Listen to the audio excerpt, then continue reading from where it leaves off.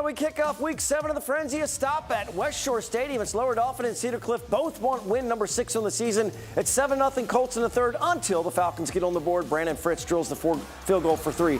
Falcons keep the momentum. Carter Burton with the draw rips off a chunk, but Cedar Cliff and his coach Gillen sees his defense come through in that possession. Then quarterback Bennett Sechrist floats one on the other. It's Eric Shriver catch and run for 6.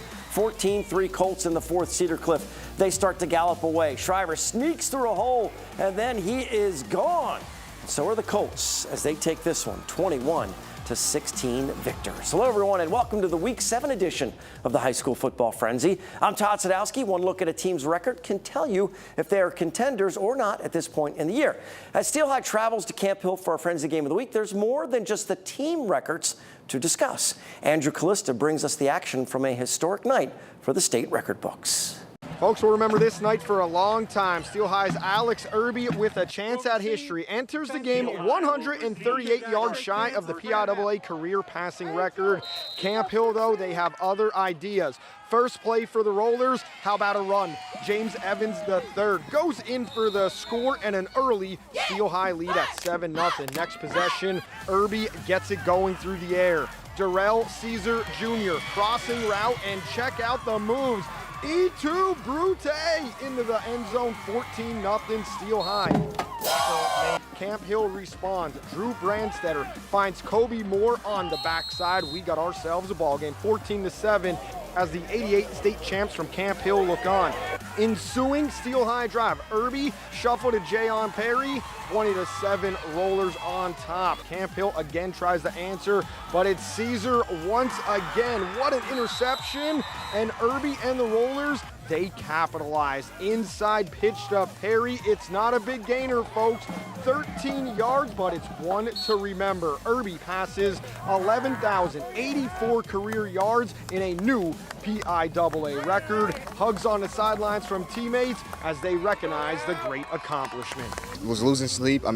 Thinking who I'm going to hug first or anything like that. So, I'm just blessed for the opportunity, and it's blessed to be recognized with some of the best quarterbacks of all time in Pennsylvania. Proud dad moment and a parent moment because he worked so hard for it. And like he said, the most important thing is it's really not about him. So I think he understands the importance of his teammates, but for him to recognize the people around him before himself. Irby sets the new Pennsylvania career mark at 11,287 yards, and that will climb next week.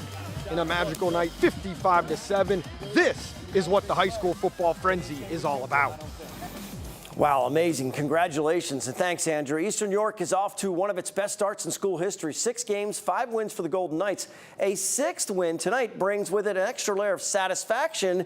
Dover took it to them pretty good last year in a 35-7 victory. So Eastern with a chance to ground the Eagles on their home field. This time around, the two teams meet up in Golden Knights country. And look at the good-looking home unis for Eastern. This is early action. Not a lot of offense for either squad.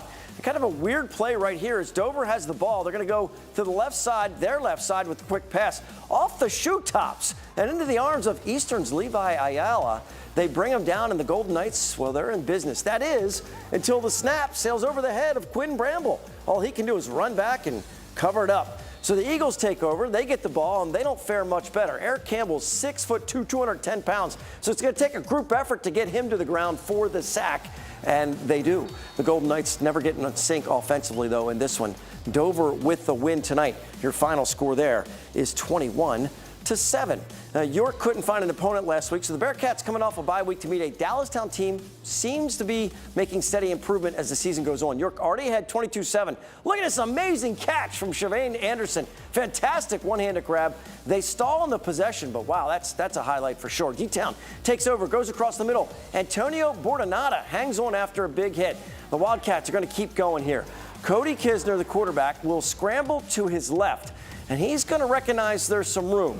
All of a sudden, it's a race to the pylon. Great hustle from the Bearcats defense. Last second, they meet Kisner at the 1 to knock him out. Nice play call, though, to finish the drive. It fools everyone with a quick snap to Jack Mahoney. That's it, though. The final touchdown of the game. The Bearcats defense holds on in the second half for the 22-15 win. And since we've hit the mid-pan in York Adams, it's time for a trek out to the Lanklet, which is where Alex Cawley spent his evening. Todd, you have one of the matchups that has a lot of people in the state keeping tabs on, and it is Wyomissing at Cocalico. Now, the Eagles have proven to be among the best in our region, while the Spartans have one of the state's longest regular season win streaks. The Eagles, though, they look primed to put an end to that one tonight. Wyomissing looking to the air early in this one, rolling to the right. Bryce Nash will come up with a nice deflection, tipping up in the air to Aaron Longenecker. And there he comes up with the interception. He's eventually pulled down, but the Eagles have a short field to work with as we are scoreless in the second quarter. Cocalico wastes little time. Guess who? Longenecker this time on offense. This time no one's bringing him down. Really nice block by Jerry McCardle to spring him. Cocalico up 7-0 just before the half. The Eagles are on the drive. The pitch again goes to Longenecker. He's around the right side. Check out the spin move to get into the end zone. Cocalico going on to win it 34-14. That snaps Wyomissing's 41-game regular season win streak and their 26-game conference win streak. A big W by the Eagles. Just a few miles away, Warwick welcomes Cedar. Third quarter action. The Indians have trouble on the snap. They have more trouble because Warwick's Jack Coons is the first person to pounce on it. The Warriors take over. Trevor Evans is trying to make up some ground and chip away at Cedar lead. The pump fake gets me and the defense. I catch up. The defense, not so much. Evan floats one into the breadbasket of Judah Willard for the touchdown strike. The Warriors were able to move the ball in the third, but Cedar early lead was too much to overcome. The Warriors fall 41-14. Back to York County, York Suburban and Susquehannock kicking things off. Suburban dropping back in this one, and the Warriors are there to make sure that they're just dropped. Dawson Zorba, Donovan Jordan Brown will meet at the quarterback. Zorba must have had a lot of fun doing that because guess who is back for more? He's going to pick up another sack as the Susky defense was bringing it. Josh Bakunis is going to try and avoid that fate when the Warriors offense is on the field. Buys some time, rolls to his right, fires a dart to Zan Kalzak, who toe taps for the score. Susky goes on to win it 28-7. When the frenzy returns, Bishop, McDevitt, and Hershey have a combined record of 11-1 as the Crusaders and Trojans put their flair for the big plays on display.